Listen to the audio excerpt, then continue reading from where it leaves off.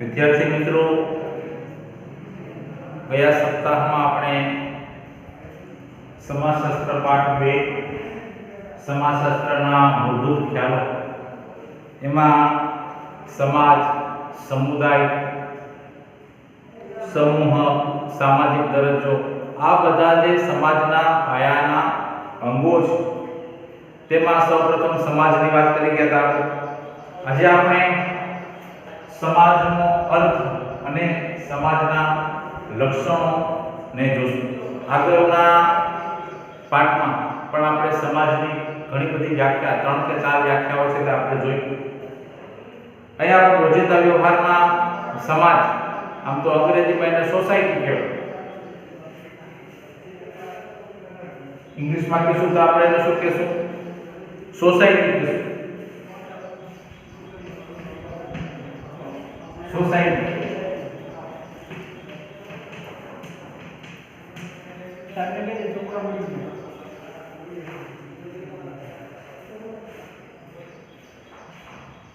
એટલે સમાજ.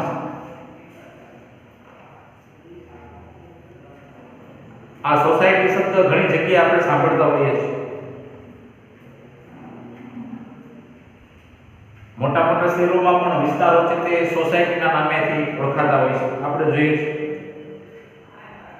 એટલે સોસાયટી પણ શું બતાવે છે તો કે ભાઈ દાખલા તરીકે ગાયત્રી સોસાયટી છે તો એક ચોક્કસ પ્રકારનું સ્થાન ધરાવે છે, એક નિશ્ચિત વિસ્તાર ધરાવતી જે જગ્યા છે તેને નામ આપવામાં આવેલું છે.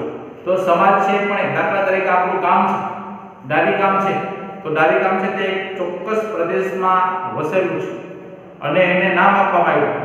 ત્યાં ગામમાં રહેતા લોકો છે તે ડાલી ગામના નામેથી ઓળખાય.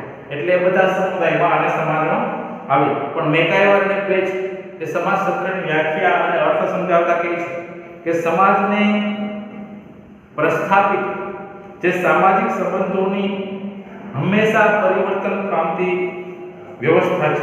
સમાજ એટલે શું? સમાજનો અર્થ એમાં કહે છે કે સામાજિક સંબંધોની હંમેશા પરિવર્તન પામતી વ્યવસ્થા. આ થયો સમાજનો અર્થ અથવા તો સમાજની વ્યાખ્યા. કોણે આપ્યું છે?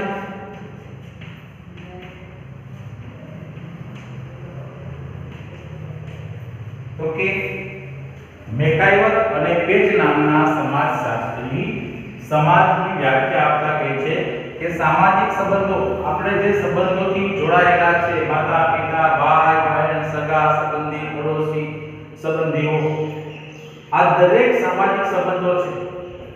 એ સામાજિક સંબંધો આપણા અને એમાં શું છે પાછું તો કે હંમેશા પરિવર્તન પામતી વ્યવસ્થા. આ સંબંધો છે તે કાયમી માટે નથી પણ એમાં સમયે આ બધી વ્યવસ્થા છે, સંબંધો એમાં પરિવર્તન પામતી વ્યવસ્થા છે, તેને સમાજ તરીકે ઓળખવામાં આવે છે. એટલે સમાજ છે એક તો પ્રાદેશિક જૂથ એટલે કે નિશ્ચિત પ્રદેશમાં એક વસવાટ કરે છે, બરાબર, અને એમાં સામાજિક સંબંધો સાથે જોડાયેલા છે અને એમાં પરિવર્તન પામે છે. આવી રીતે આપણે સમાજને કહીએ. અને સમાજ છે તે સાર્વત્રિક છે અને સર્વવ્યાપી છે. સાર્વત્રિક વ્યવસ્થા છે, સર્વવ્યાપી. આ સમાજની વ્યવસ્થા સાર્વત્રિક અને સર્વ એટલે કે વિશ્વના દરેક દેશમાં સમાજ વ્યવસ્થા છે તે જોવા મળે છે. તે ભારત હોય કે ફોરેનના કોઈ પણ દેશ, અમેરિકા હોય, ચીન હોય, રશિયા હોય, જાપાન હોય, પાકિસ્તાન કોઈ પણ, તો ત્યાં પણ આ પ્રકારની સમાજ વ્યવસ્થા છે તે જોવા મળે છે. યત્ર તત્ર સર્વત્ર. આપણે જેમ કહીએ ને કે ભગવાન છે તે સર્વવ્યાપી છે, એનો મતલબ શું તો કે આખા વિશ્વમાં ભગવાનનું અસ્તિત્વ છે. પછી આપણે કોઈ પણ નામ લઈએ, રામ કહો, રહીમ કહો, અલ્લાહ કહો, ઈશ્વર. આવી રીતે સમાજ છે એ પણ સર્વવ્યાપી છે. વિશ્વની દરેક દેશમાં એકનું અસ્તિત્વ જોવા મળે છે. આવી એક ચોક્કસ પ્રકારની વ્યવસ્થામાં આપણે જીવીએ છે. એટલે આપણે સમાજ વ્યવસ્થા છે તે વિકસાવી છે અને આપણે એની સાથે સાથે સંસ્કૃતિ વિકસાવી છે. શું વિકસાવ્યું છે? માનવ સમાજે સંસ્કૃતિ વિકસાવી છે. આ સંસ્કૃતિને કારણે જ આપણે માનવેતર સમાજની જે વાત કરી કે પશુ પક્ષીઓ અને જીવજંતુઓ છે એ પણ સમૂહ જીવન જીવે છે, પણ તેના કોઈ ચોક્કસ નિયમો નથી, એના કોઈ રિવાજો નથી, એના કોઈ માન્યતાઓ મૂલ્યો એવું કઈ છે સંસ્કૃતિ નથી. સંસ્કૃતિ માત્ર ને માત્ર ક્યાં જોવા મળે છે? માનવ સમાજ. આ સંસ્કૃતિ છે એ જ આપણને પશુથી અલગ પાડે છે. એટલે તો માણસ માટે કહેવાય કે ભાઈ માણસ છે તે સામાજિક પ્રાણી છે. સામાજિક પ્રાણી એટલે કે આપણે સંસ્કૃતિ છે તે વિકસાવેલી છે અને એટલા માટે આપણે પશુઓ કરતા અલગ છે. માનવેતર સમૂહ કરતા આપણે અલગ છીએ. એ પણ સજીવ છે. માનવેતર પશુ પક્ષીઓ છે તે સજીવ છે, આપણે પણ સજીવ છે, પણ આપણે છે તે સંસ્કૃતિ વિકસાવી છે. એટલા માટે માનવ સમાજનું મહત્વ વધારે છે. ત્યાર પછી આપણે સમાજના કેટલાક લક્ષણો જોઈશું.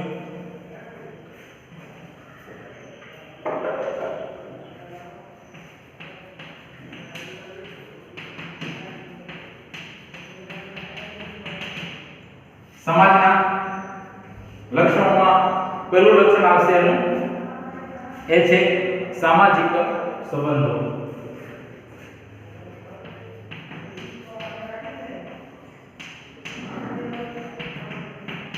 આ પહેલું લક્ષણ, સમાજનું પહેલું લક્ષણ છે સામાજિક સંબંધો.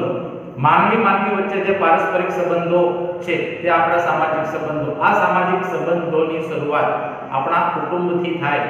માતા, પિતા, ભાઈ, બહેન એમ કરતા દૂર સુધી આપણા સામાજિક સંબંધો છે તે વિકસેલા છે. એ પછી વ્યક્તિ વચ્ચેના હોય, વ્યક્તિ કે જૂથ વચ્ચેના હોય કે જૂથ વચ્ચે સહકાર, સ્પર્ધા અને સંઘર્ષ સ્વરૂપના હોય છે. અને એમાં આપણે સામાજિક, આર્થિક, ધાર્મિક, રાજકીય આવી બધી પરિસ્થિતિથી જોડાયેલા હોતા હોઈએ છીએ. એટલે પહેલું લક્ષણ છે સામાજિક સંબંધો, વ્યક્તિ વચ્ચેના સંબંધો. આ સંબંધોમાં કેવા હોય છે? તો કે સહકારના હોય છે ઘણીવાર સ્પર્ધાત્મક સંબંધો હોય, ઘણીવાર આપણા સંબંધમાં ઘણીવાર સંઘર્ષ પણ જોવા મળે છે. અને આ પરિસ્થિતિ દ્વારા આપણે આર્થિક, સામાજિક કે ધાર્મિક પ્રવૃત્તિઓ કરતા હોઈએ છીએ. બરાબર? કુટુંબ છે તો કુટુંબમાં છે તે આપણે કેવા સહકારના સંબંધો છે કુટુંબમાં છે. રમતમાં તો કે ભાઈ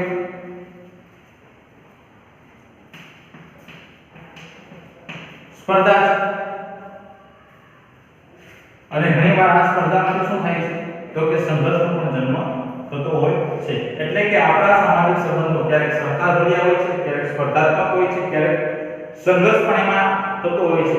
અને એના દ્વારા આપણે આર્થિક પ્રવૃત્તિ, સામાજિક પ્રવૃત્તિ અને આપણી ધાર્મિક પ્રવૃત્તિઓ છે તે કરતા હોઈએ છીએ. ત્યાર પછીનું બીજું લક્ષણ છે સમાનતા અને વિભિન્નતા. સમાનતા અને વિભિન્ન, આ બીજું લક્ષણ.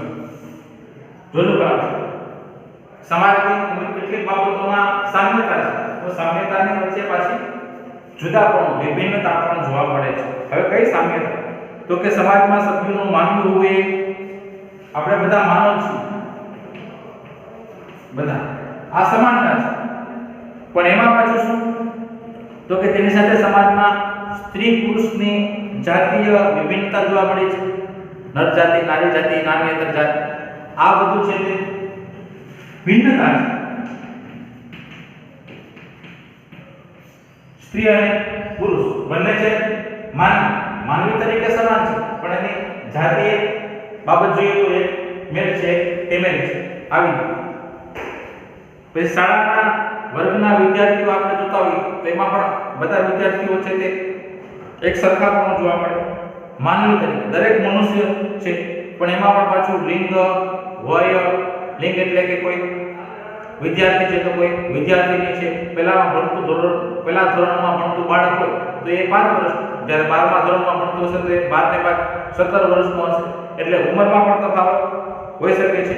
પછી શારીરિક અને બૌદ્ધિક શક્તિ પણ દરેકની સમાન ન હોય, શારીરિક શક્તિ છે કોઈની બૌદ્ધિક, કેટલાક વિદ્યાર્થીઓ છે તે હોશિયાર તો કેટલાક ભણવામાં નબળા હોય તો એનો બૌદ્ધિક વિકાસ ઓછો હોય છે, તો બૌદ્ધિક શક્તિમાં પણ ભેદભાવ જોવા મળે છે।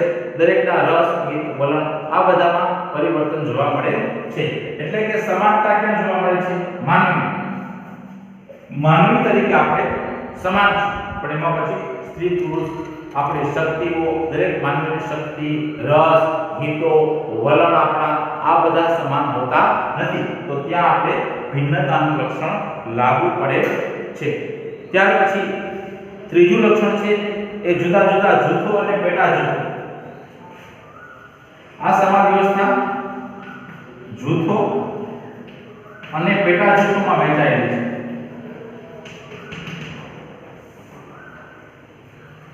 ત્રીજું લક્ષણ કેવી રીતે?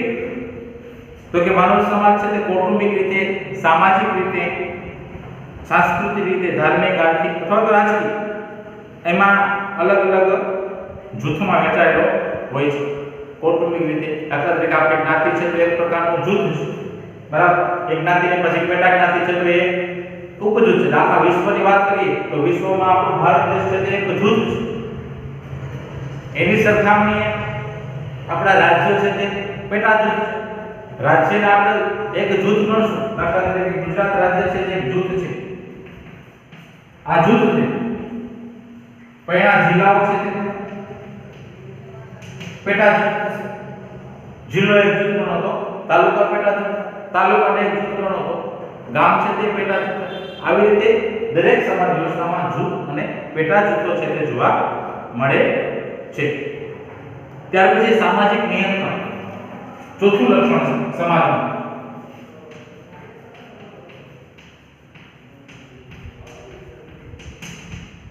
સામાજિક નિયંત્રણ, નિયંત્રણ એટલે કંટ્રોલ આપણે જેને કહીએ છીએ અંગ્રેજીમાં। સમાજમાં જોવા મળતું કંટ્રોલ અથવા તો આપણે જે નીતિ નિયમોનું પાલન કરીએ છીએ તેને સામાજિક નિયંત્રણ કહેવાય। હવે સામાજિક નિયંત્રણ આપણે જોઈએ તો કેટલાક રિવાજો દ્વારા નિયંત્રણ થાય છે અને કેટલાક નિયંત્રણો છે તે સરકારી કાયદા દ્વારા પણ થતા હોય છે। જો સામાજિક નિયંત્રણ ન હોય તો સમાજ વ્યવસ્થા ટકી શકતી નથી। આપણે ઘર કુટુંબમાં પણ જોઈએ કે કુટુંબ છે તે સમાજનો પાયાનો એકમ છે। આ કુટુંબમાં પણ કેટલાક નિયમો અને નિયંત્રણો હોય છે, બોલીચાલી, વર્તન વ્યવહાર, ખાવું પીવું, ઉઠવું બેસવું, આ દરેક પ્રકારના નિયમો હોય છે અને નિયમથી જ્યાં નિયમનું પ્રમાણ સારું અને ઠોસ હશે ત્યાં સમાજ વ્યવસ્થા એ સારી રીતે જળવાશે અને એનું ધ્યેય સિદ્ધ થાય। પણ જો નિયંત્રણ વિનાની સમાજ વ્યવસ્થા છે તે ટકી શકતી નથી અને એમાં અનેક મુસીબતોનો આપણે સામનો કરવો પડી શકે છે। એટલે સામાજિક નિયંત્રણ એ સમાજનું ચોથું લક્ષણ છે। નિયંત્રણ વિના કોઈ પણ સમાજ વ્યવસ્થા છે તે ટકી શકે નહીં। એ પછી લોકરીતિ હોય, આપણા રિવાજો હોય, ફેશન છે, કાયદા છે, શિષ્ટાચાર, આ બધા આપણા નિયંત્રણો છે અને એ પ્રમાણે આપણને ખબર હોય છે કે આપણે જે કુટુંબમાં રહીએ, જે ગામમાં રહેતા હોઈએ, જે દેશમાં રહેતા હોઈએ ત્યાં કેવા પ્રકારના કાયદા અને રિવાજો છે એ પ્રમાણે આપણે વર્તન કરતા હોઈએ છીએ। ઘણીવાર આવા નિયંત્રણોનો ભંગ થાય ત્યારે એક કાનૂન વ્યવસ્થા છે તે ખોરવાય અને એની સામે પછી કાયદાકીય કાર્યવાહી છે તે સરકાર દ્વારા કરવામાં આવતી હોય છે। એટલે નિયંત્રણ વિના સમાજ વ્યવસ્થા ટકી શકતી નથી। પાંચમું લક્ષણ છે સાતત્ય। સતત જળવાઈ રહેતી વ્યવસ્થા, કારણ કે માનવ સમાજ છે તે આજકાલની વાત નથી પણ આદિકાળથી છે તેનું સાતત્ય છે તે જોવા મળે છે। તો આ નિયંત્રણ છે તો સાતત્ય છે। મેં કીધું ને નિયંત્રણ હશે તો કોઈ પણ વ્યવસ્થા એ ટકી શકશે। આપણે ક્લાસરૂમ ચાલતો હોય તેમાં પણ વિદ્યાર્થીઓ ઉપર અમારા ઉપર, અમે શિક્ષક તરીકે આવીએ તો અમારા પણ નિયમો હોય છે, તમારા પણ નિયમો હોય છે। આ એક પ્રકારનું આપણું નિયંત્રણ છે। જો આવું નિયંત્રણ ન હોય તે ચાલી સમય આવું, સમયે જવું, સમયે જે યોગ્ય આપણે ચોક્કસ નક્કી કરેલું કામ છે તે નક્કી કરેલું કામ કરવું, આ બધું નિયંત્રણ, એ નિયંત્રણથી સમાજમાં સાતત્યતા ટકે છે, બરાબર. દાખલા તરીકે લગ્ન અને કુટુંબ સંસ્થા છે આપણા સમાજમાં, તો એ તમે જોશો કે સાતત્ય જોવા મળે, કારણ કે એમાં નિયમ છે તે એનું નિયંત્રણ પ્રમાણે જ લોકોના વર્તન વ્યવહાર અને રિવાજો પ્રમાણે ચાલતા હોય છે. એટલે કુટુંબ વ્યવસ્થા, લગ્ન વ્યવસ્થા એ આદિકાળથી જોવા મળે છે અને આજે પણ આપણે એમાં રહ્યા છીએ. અને પછી જે આપણા રિવાજો છે, આપણી સંસ્કૃતિ છે, તેનું પેઢી દર પેઢી, એક પેઢીમાંથી બીજી પેઢીમાં આપણા પિતા, એના પિતા, દાદા દ્વારા બધી વાતો આપણને એ ઓટોમેટિકલી આપણા જ્ઞાતિના રિવાજો, આપણા ગામના રિવાજો, આપણા ધર્મના રિવાજો, સમાજના રિવાજો જે કંઈ પણ હોય તે પેઢી દર પેઢી, એક પેઢીમાંથી બીજી પેઢીમાં ઉતરી આવે છે અને એવી રીતે સમાજનું સાતત્ય છે તે ટકી રહે છે. અને છેલ્લું લક્ષણ છે છઠ્ઠું, એ પરિવર્તન.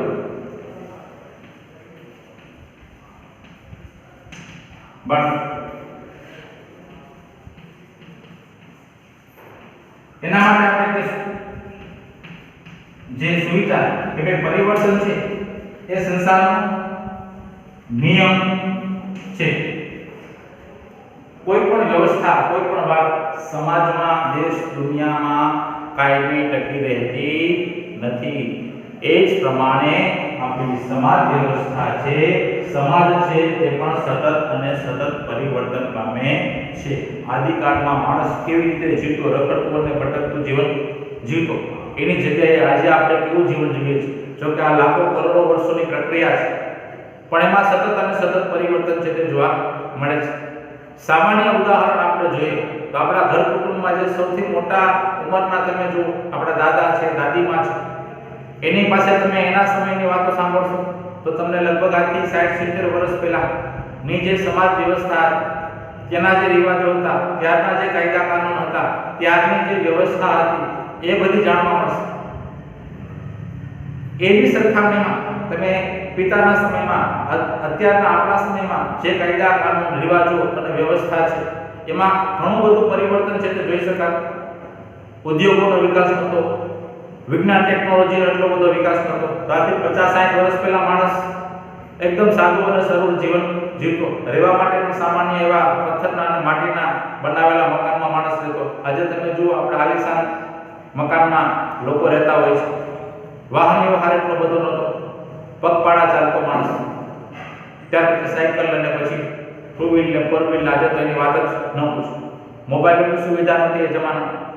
તો જેમ જેમ ટેકનોલોજી વધે તેમ માણસની જીવનશૈલીમાં પણ પરિવર્તન આવે છે. એટલે સમાજ વ્યવસ્થામાં છે તે સતત અને સતત પરિવર્તન આવે છે, એ આપણને જોવા મળે છે. હજુ પણ આપણે મોટા થશું, 15-20 વર્ષ, 10 વર્ષ જેમ જેમ જશે આગળ, તેમ હજુ પણ ઘણી બધી વાતો અને આપણા જીવનમાં, આપણા જીવનના જે અંગો છે એમાં ઘણું બધું પરિવર્તન આવશે. આપણી જીવવાની પદ્ધતિ, આપણી ચીજ વસ્તુઓ વાપરવાની પદ્ધતિ, આ દરેક બાબતો એ છે તે પરિવર્તન પામતી હોય છે. એટલે સમાજ વ્યવસ્થા એ સતત પરિવર્તન પામે છે. એટલે આ 6 લક્ષણો છે તે સમાજના છે, જેના દ્વારા સમાજની વ્યાખ્યા આપણને વધારે સ્પષ્ટ થાય. તો કે સમાજ છે તે સામાજિક સંબંધોની પરિવર્તન પામતી વ્યવસ્થા, આ એનો અર્થ થયો. ત્યાર પછી એના સામાજિક સંબંધો, જેમાં સહકાર, સ્પર્ધા અને સંઘર્ષ. ત્યાર પછી સમાનતા અને વિભિન્નતા, આ બીજું લક્ષણ છે. જૂથો અને ઉપજૂથો, દરેક સમાજ વ્યવસ્થામાં એક જૂથ અને એના પેટા જૂથો અસ્તિત્વ ધરાવે છે. ત્યાર પછી સમાજ વ્યવસ્થામાં નિયંત્રણ હોય છે, એના દ્વારા સમાજ વ્યવસ્થા ટકી રહે છે અને એટલા માટે એમાં સાતત્યતા જોવા મળે છે અને પરિવર્તન છે તે સમાજ વ્યવસ્થામાં જોવા મળે છે. આવી રીતે આપણે સમાજનો અર્થ અને સમાજના લક્ષણો છે તે જોયા. આવી રીતે માનવ સમાજને વિસ્તૃત પરિપ્રેક્ષના સંદર્ભમાં જોઈએ તો એમાં અનેક જૂથો અને સમૂહો અને મંડળો છે તે જોવા મળે છે. આપણું ગામ હશે તો એક ગામમાં પણ કેટલીક જ્ઞાતિના લોકો રહેતા હોય, એક કરતાં વધારે જ્ઞાતિ, એક કરતાં વધારે ધર્મના લોકો રહેતા હોય. તો આ બધા શું છે? એ નાના નાના જૂથો અને સમૂહો છે. એનો પણ એક સમાજ છે. એક ગામ હોય તો 10 થી 12 જ્ઞાતિના લોકો વસતા હોય તો એ જ્ઞાતિનો પણ એક ચોક્કસ પ્રકારનો સમૂહ છે. ગામ છે તે જૂથ છે. આ જ્ઞાતિ છે તે શું છે? તો કે એનું પેટા જૂથ છે. આવી રીતે વિવિધ સમૂહો છે, સમુદાય છે, જ્ઞાતિ છે, મંડળ છે, આર્થિક વર્ગ, આ બધું છે તે સમાજ વ્યવસ્થામાં આપણને જોવા મળે છે. એટલે સમાજની વિભાવના કોઈ ચોક્કસ જૂથ કે સમુદાયનો નિર્દેશ કરતી નથી. જ્યારે સમુદાય, સમૂહ અને જૂથો છે એ સમાજના જુદા જુદા ઘટકો, સમુદાય હોય, સમૂહ કે જૂથ, આ બધા સમાજના ઘટકો છે. અને હવે પછી આપણે એ મુદ્દામાં આપણે સમુદાય અને સમૂહની ચર્ચા છે તે કરીશું. સમાજ છે એ અને સમુદાય એ બંને અલગ છે. સમાજ છે તે જૂથ છે. માનવ સમાજ કહીએ એટલે આખું વિશ્વ આવી જાય, પણ એમાં પાછા પેટા જૂથોમાં સમુદાય છે, સામાજિક સમૂહો છે, બરાબર, આર્થિક સમૂહો છે, મંડળ છે, વર્ગ છે, જ્ઞાતિ છે, આ બધા એના પેટા જૂથો છે. એની ચર્ચા આપણે નેક્સ્ટ લેક્ચરમાં કરશું. એટલે આની સાથે સાથે હું આજે લેસનમાં પણ તમને આપીશ સમાજનો અર્થ અને સમાજના લક્ષણોની વિગતે ચર્ચા કરો. તે પ્રશ્ન છે તે તમારે લેસન લખી અને ફરી પાછો હોમવર્ક ગ્રુપમાં મૂકવાનો છે અનુકૂળતા 1-2 દિવસમાં. એટલે લેસન કરી રાખજો. આવતા એપિસોડ અથવા તો આવતા વીકમાં આપણે સમાજના બીજા જે અંગો છે જેમ કે સમુદાય, પછી સામાજિક સમૂહ, પછી સામાજિક મંડળ, જ્ઞાતિ, વર્ગ, આ બધા શું છે? પેટા જૂથ. શું છે? પેટા જૂથ. સમાજ છે તે જૂથ છે. દાખલા તરીકે આપણા દાદા, એના આપણે પિતાને 4-5 ભાઈઓ હોય તો એ દાદા છે તે મોટું જૂથ અને પિતા છે તે પેટા જૂથ. પછી આપણે જેટલા ભાઈ ભાંડુલા છે તો એ પિતા છે તે જૂથ તરીકે, આપણે ભાઈ ભાંડુલા છે તે પેટા જૂથ તરીકે. એવી રીતે સમાજ વ્યવસ્થામાં પણ અલગ અલગ સમુદાય છે તે જોવા મળે. ગ્રામ સમુદાય હોય, નગર સમુદાય, પછી સામાજિક સમૂહો હોય છે. આ સમૂહો હોય છે, ત્યાર પછી સામાજિક મંડળો હોય છે જે દરેક પોતાના હિત માટે કાર્ય કરતા હોય છે. ત્યાર પછી આપણા હિન્દુ ધર્મમાં ખાસ કરીને જોઈએ તો જ્ઞાતિ વ્યવસ્થા છે. દરેક વ્યક્તિ ચોક્કસ પ્રકાર અને ચોક્કસ એક જ્ઞાતિ ધરાવે છે, તો એ જ્ઞાતિનો સમૂહ છે એ પણ એક પેટા જૂથ છે. અને વર્ગ છે તે આર્થિક બાબત છે. વર્ગ છે તે આર્થિક બાબત છે. ગરીબ વર્ગ, શ્રીમંત વર્ગ અને મધ્યમ વર્ગ, તો એ અલગ અલગ જૂથો છે તે જોવા મળે છે, જેની ચર્ચા આપણે આવતા એપિસોડમાં કરશું. અત્યારે આપણે અહીંયા સુધી રાખીએ. આભાર.